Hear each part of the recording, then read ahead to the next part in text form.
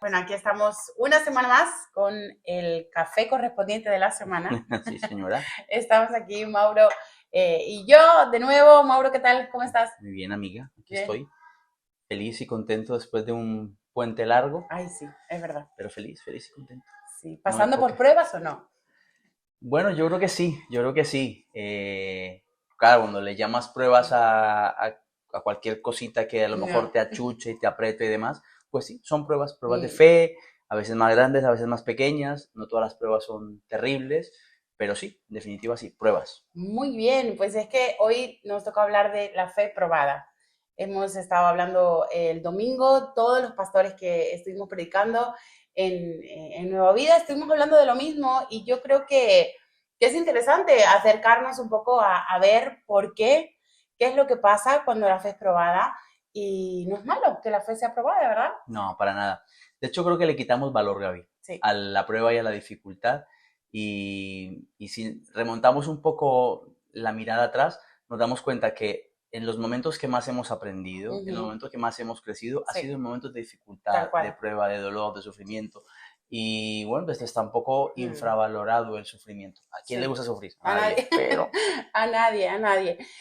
Quizás si te parece bien, podemos a lo mejor empezar poniendo en base, ¿no? ¿Qué es la fe? Porque uno puede decir, bueno, estoy pasando por pruebas, pero al final, ¿qué es lo que está siendo probado? Creo que es nuestra fe. Nos diferenciamos del resto de los comunes terrícolas porque somos personas cristianas, porque sí. somos personas de fe, Ujú. somos personas que creemos. Y ¿desde qué base nos levantamos? O sea, ¿qué dirías tú que es la fe?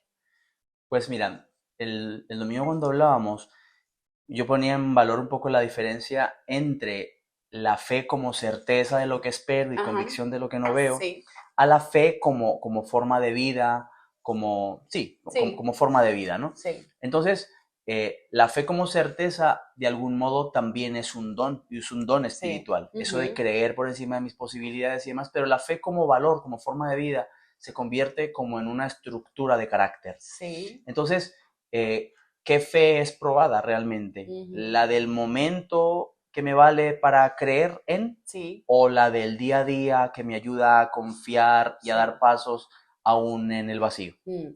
Una fe quizá una fe sencilla, ¿no? Me parece, una fe que es inocente, a lo mejor como la fe de un niño, como la Ujú, confianza del niño cuando camina, que sabe que su padre va a estar ahí. ujú, No, no tiene certeza, no tiene teoría, no tiene a lo mejor el conocimiento pleno o el don divino ujú. de lo que podría ser la fe, pero confía. A eso te refieres, ¿no? Un poco a una fe diaria. Exacto, sí, la fe del día a día, la fe del caminar, Mm. la fe para creer que Dios me oye, la fe Sí. para embarcarme en proyectos de vida Mm. y decidir casarme, porque hace falta tener Sí, fe total. para casarme y firmar un contrato Sí. De por hasta el vida. fin de mis días. Sí.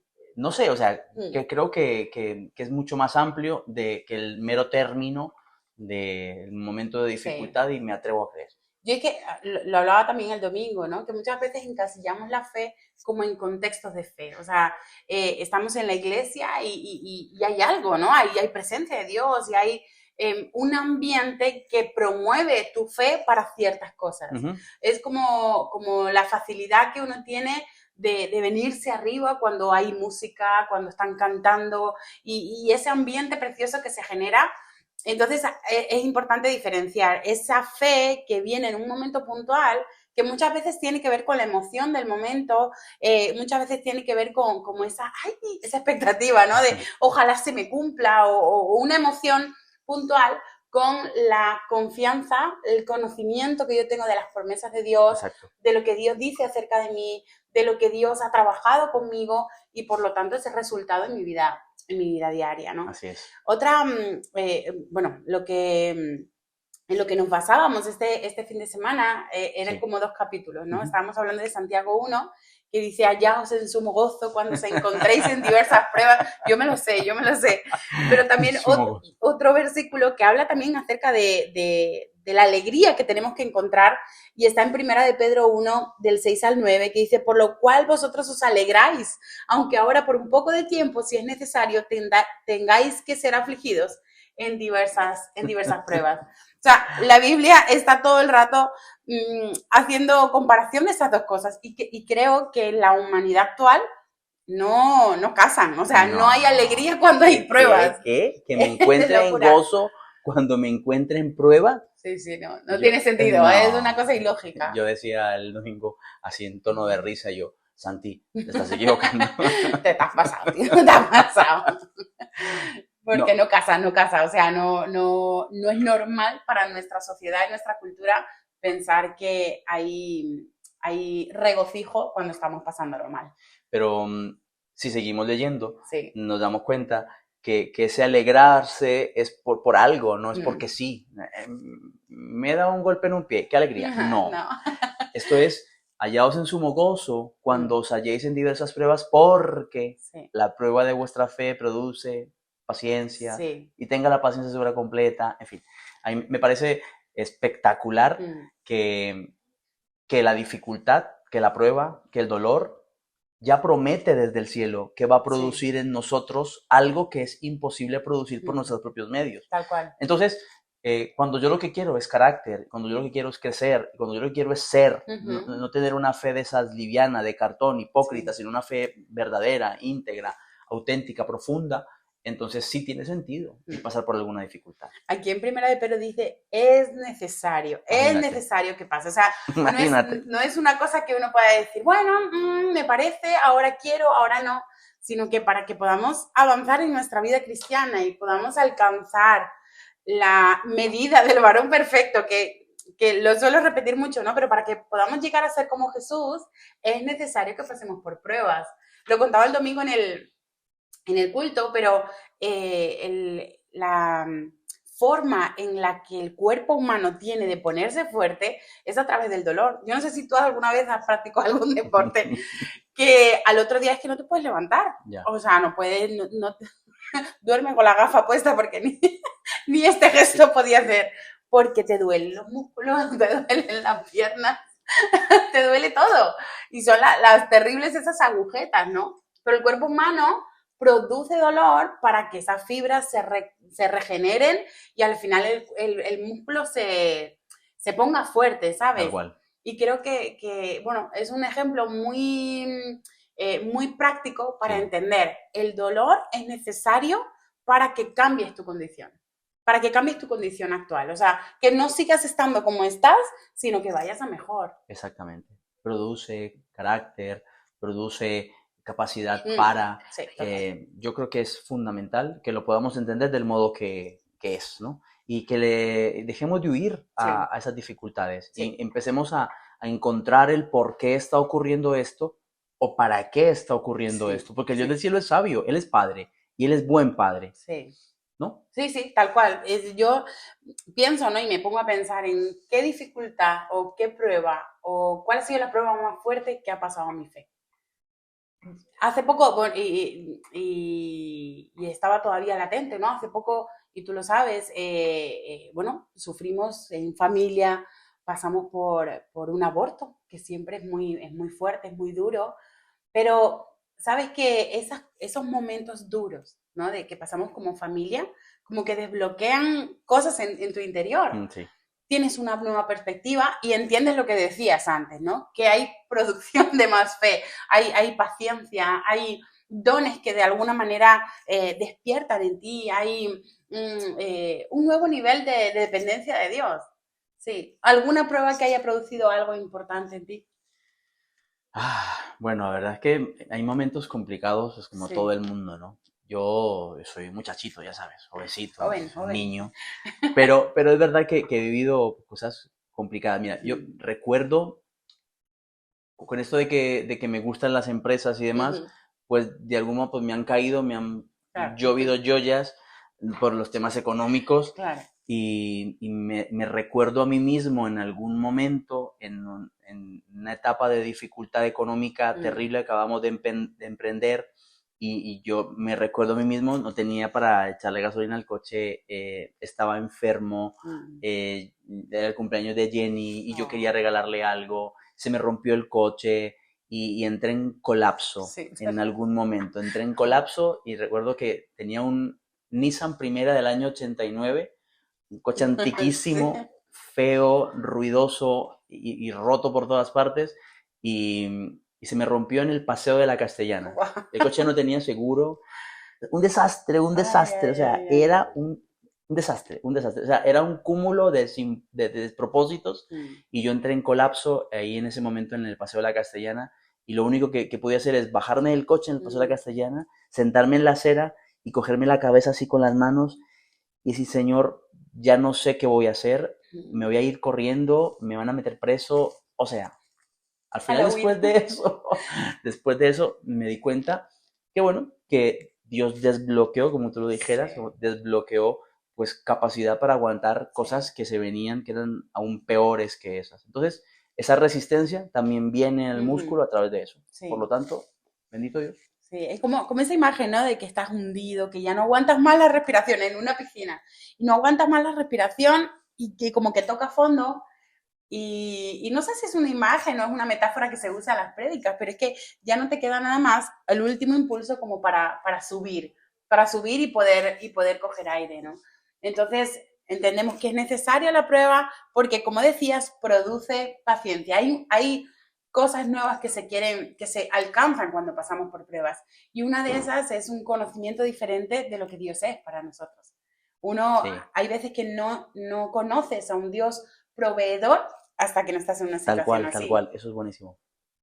Eso, hasta que no estás en una situación de necesidad o no conoces a un Dios sanador hasta que no pasas por una enfermedad y no te queda otra que confiar en Dios. De que esa fe que tienes diaria te pueda servir para superar esa situación, ¿no? Así es.